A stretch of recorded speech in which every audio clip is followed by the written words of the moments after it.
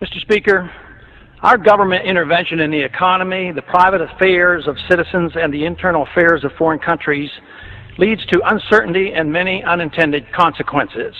Here are some of the consequences about which we should be concerned.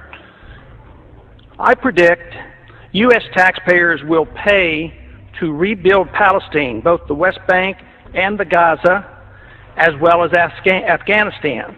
U.S. taxpayers paid to bomb these areas, so we will be expected to rebuild them. Peace of sorts will come to the Middle East, but will be short-lived. There will be big promises of more U.S. money and weapons flowing to Israel and to Arab countries allied with the United States. U.S. troops and others will be used to monitor the peace. In time, an oil boycott will be imposed, with oil prices soaring to historic highs. Current Israeli-United States policies will solidify Arab Muslim nations in their effort to avenge the humiliation of the Palestinians. This will include those Muslim nations that in the past have fought against each other. Some of our moderate Arab allies will be overthrown by Islamic fundamentalists. The UN will continue to condemn through resolutions Israeli-U.S. policies in the Middle East, and they will be ignored.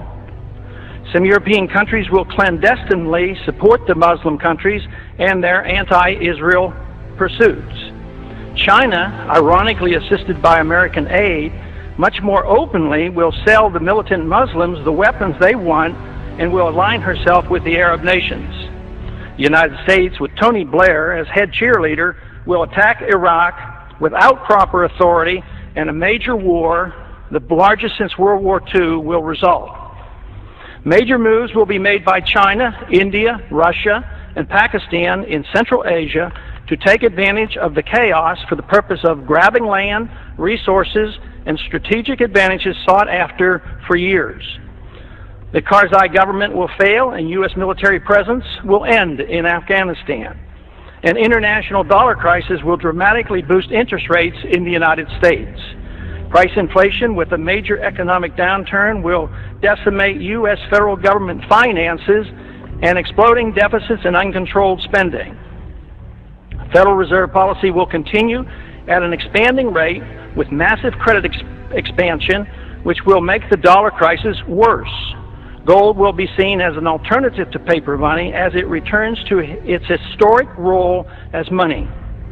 Erosion of civil liberties here at home will continue as our government responds to political fear in dealing with the terrorist threat by making generous use of the powers obtained with the Patriot Act. Many American military personnel and civilians will be killed in the coming conflict.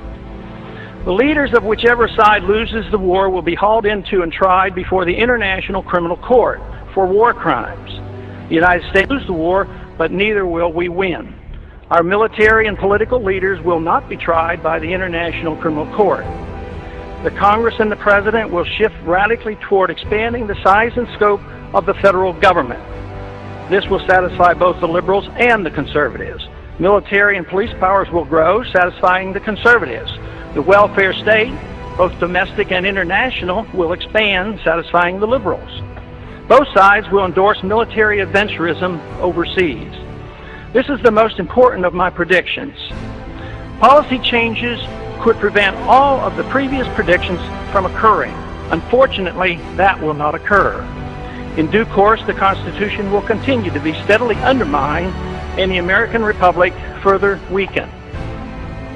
During the next decade, the American people will become poorer and less free, while they become more dependent on the government for economic security.